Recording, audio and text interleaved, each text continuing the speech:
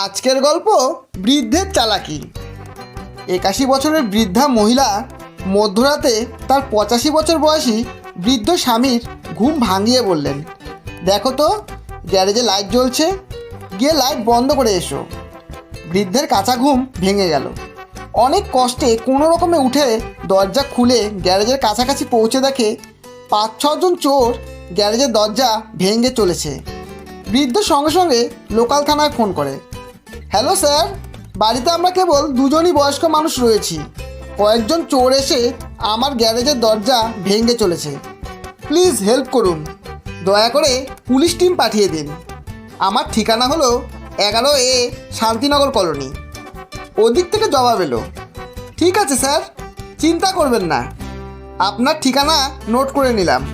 আমাদের টিম বিভিন্ন এলাকায় টহল দিতে গিয়েছে, ফিরে এলেই আপনার বাড়িতে পাঠিয়ে দেব। উত্তর শুনে বুড়োর মাথা গরম, রক্ত টকবক করে ফুটছে, বিপি হাই, প্রেশার বেড়ে গেছে। ওদিকে চোরের দল তালা ভাঙার চেষ্টা করেই চলছে। 5 মিনিট পর আবার বুড়ো পুলিশ স্টেশনে ফোন করে, শুনুন, একটু আগে এই ঠিকানা থেকে আপনাকে ফোন করেছিল। আপাতত আর পুলিশ টিম পাঠাতে হবে না। ফোনের ওপার থেকে আওয়াজ আসে, কেন স্যার, চোরেরা কি চুরি করে পালিয়ে গেছে? বৃদ্ধ বলল, না, আমি 6 জন চোরকেই গুলি করে মেরে ফেলেছি। এই কথা শোনা মাত্র পুলিশ স্টেশনে হুলস্থুল কাণ্ড বেঁধে গেল। 5 মিনিটের মধ্যেই পুলিশের বড় একটা টিম, 3 জন ডাক্তার, কয়েকজন নার্স, 2টো অ্যাম্বুলেন্স বৃদ্ধের বাড়িতে হাজির। বৃদ্ধ পুলিশকে বলল, 6 জনের লাশ গ্যারেজের মধ্যে পড়ে রয়েছে। পুলিশ তড়িঘড়ি গ্যারেজের দিকে গেল, পেছনে বৃদ্ধ চলছে।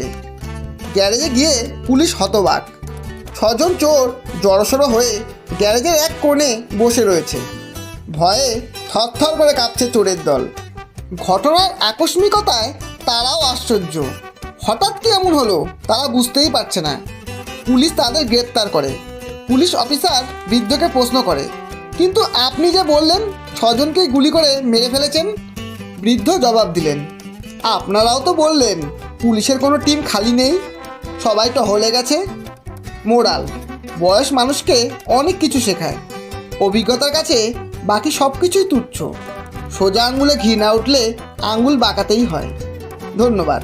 গল্পটি যদি ভালো লাগে একটা লাইক অবশ্যই দেবেন এবং বন্ধু ও প্রিয়জনদের শেয়ার করে চ্যানেলটি সাবস্ক্রাইব করে পাশে থাকবেন।